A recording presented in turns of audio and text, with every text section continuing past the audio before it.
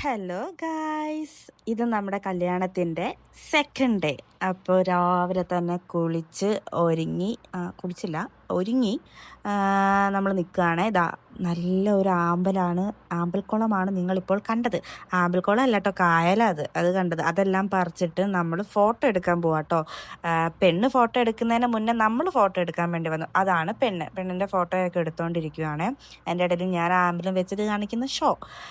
അത് കഴിഞ്ഞിട്ട് ഞാനൊരു ഫോട്ടോഷൂട്ടല്ല, ഞാൻ ചുമ്മാ ഡ്രസ്സും ആമ്പലെല്ലാം പിടിച്ച് ഫോട്ടോ ഇട്ട് ആ ഊട് വഴികളിലൂടെ എല്ലാം കടന്ന് ഞങ്ങളിപ്പോൾ ഫോട്ടോ എടുക്കാൻ പോകുന്നതാണ് കാണുന്നത്. അത് ഞാൻ ഫോട്ടോ എടുത്തു, ഷീന ഫോട്ടോ എടുത്തു, കൊച്ചു ഫോട്ടോ എടുത്തു. ഞങ്ങളൊരു റീലൊക്കെയാണ് പ്ലാൻ ചെയ്തിട്ടുള്ളത്. അങ്ങനെ രാവിലത്തെ ഫോട്ടോഷൂട്ട് എല്ലാം കഴിഞ്ഞിട്ട് നമ്മൾ പള്ളിയിലോട്ട് പോവാട്ടോ.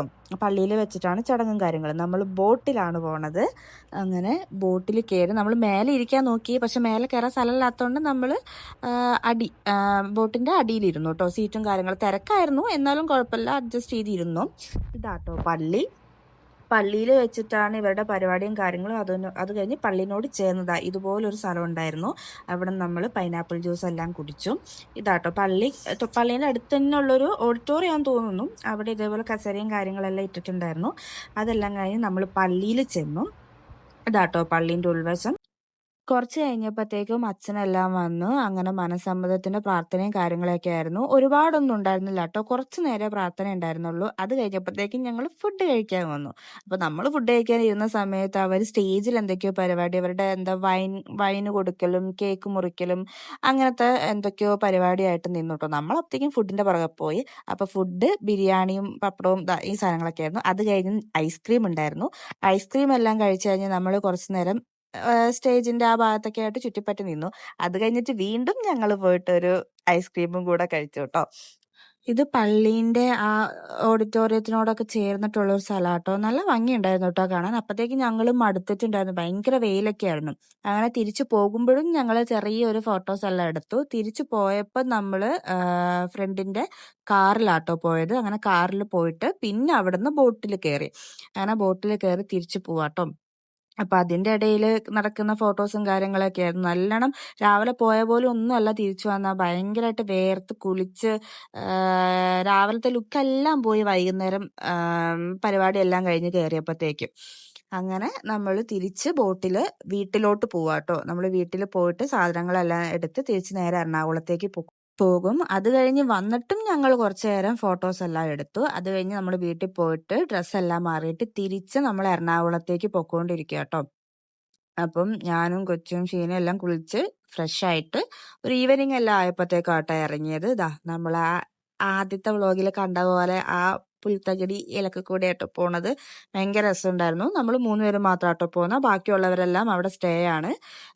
കല്യാണം 2 ദിവസം കൂടെ കഴിഞ്ഞിട്ടാണ്. അപ്പൊ കല്യാണത്തിന് എല്ലാവരും നിൽക്കുന്നുണ്ട്. നമ്മൾ 3 പേരും മനസ്സമ്മതം കഴിഞ്ഞിട്ട് എറണാകുളത്തേക്ക് പോവാട്ടോ, കല്യാണത്തിന് നിൽക്കുന്നില്ല. അങ്ങനെ ഞങ്ങൾ അവിടുന്ന് ഒരു ഓട്ടോയെ വിളിച്ചിട്ട് നേരെ ബസ് സ്റ്റാൻഡിലേക്ക് പോവാട്ടോ. അങ്ങനെ ബസ് സ്റ്റാൻഡിൽ പോയിട്ട് ബസ് വിളിച്ചിട്ട് നമ്മൾ റെയിൽവേ സ്റ്റേഷനിലോട്ട് പോകും. അപ്പൊ നമ്മൾ ബസ് ഇറങ്ങിയിട്ട് കുറച്ച് നടന്നാൽ മതി എന്നും പറഞ്ഞിട്ടാണ് പോയത്. പക്ഷെ നടന്നൊരു പരുവായി. പിന്നെ ലാസ്റ്റ് ഞങ്ങൾ പകുതി വഴിക്ക് ഓട്ടോ വിളിച്ചാലോ എന്ന് വരെ വിചാരിച്ചു. പിന്നെ നമ്മൾ നടന്ന് റെയിൽവേ സ്റ്റേഷനിൽ എത്തി. അത്യാവശ്യം നല്ല ദൂരം ഞങ്ങൾ നടന്നു. അങ്ങനെ നടന്ന് നമ്മൾ ചങ്ങനാശ്ശേരി റെയിൽവേ സ്റ്റേഷനിൽ എത്തിയിട്ടോ. അവിടുന്ന് ട്രെയിൻ കാത്തിരിക്കുവാണ്.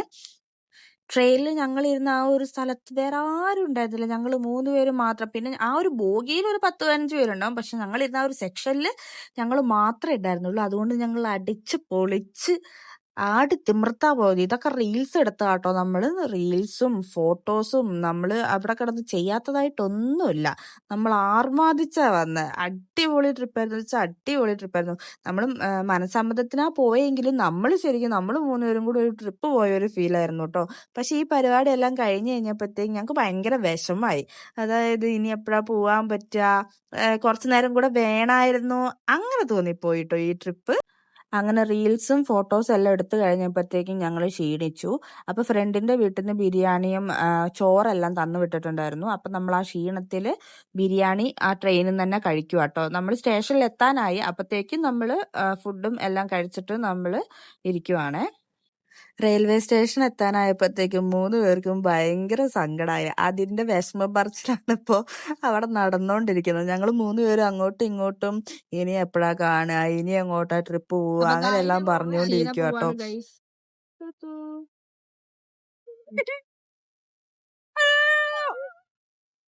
ഞാനും കണ്ടുപിടിച്ചില്ല. Bye bye. അപ്പൊ ഞാനും കൊച്ചും കൂടെ ഹോസ്റ്റലിലെത്തി, കുളിച്ച് ഫ്രഷായി. ഇന്നിനി വേറെ പരിപാടിയൊന്നുമില്ല കേട്ടോ. നേരെ ചെന്ന് കിടന്നുറങ്ങാൻ നല്ല ക്ഷീണമുണ്ട്. അപ്പോ ഇന്നത്തേക്ക് ഇത്രയേ ഉള്ളൂ. ബൈ.